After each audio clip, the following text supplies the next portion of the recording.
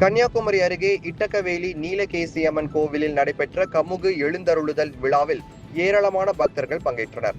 சில நூற்றாண்டுகளுக்கு முன்பு கன்னியாகுமரி மாவட்டத்தில் தீண்டாமை மற்றும் மாமியார் கொடுமை பெருமளவில் இருந்ததாக கூறப்படுகின்றது.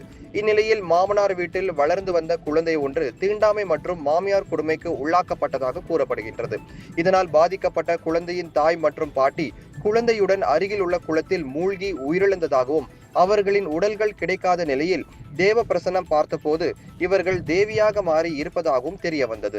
அந்த வகையில் இட்டக்கவேலியில் நீலகேசி அம்மன் கோவில் உருவானது. இந்த கோவிலில் ஆண்டுதோறும் தீண்டாமை மற்றும் ஜாதிய கொடுமைக்கு எதிராக விழா நடத்தப்படுவது வழக்கம்.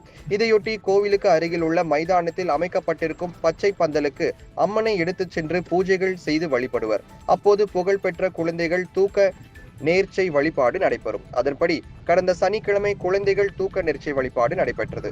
இதனைத் தொடர்ந்து மாமியார் கொடுமைக்கு எதிரான கமுகு என்னும் பாக்கு மரம் எழுந்தருளல் நடைபெற்றது.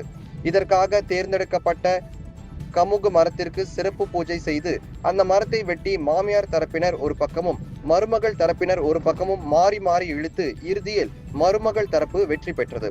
பின்னர் பச்சை பந்தலின் முன்பு கமுகு எழுந்தருளுதல் நிகழ்வு நடைபெற்றது. தமிழகம் மற்றும் கேரளாவில் இருந்து ஏராளமான பக்தர்கள் கலந்து கொண்டனர்.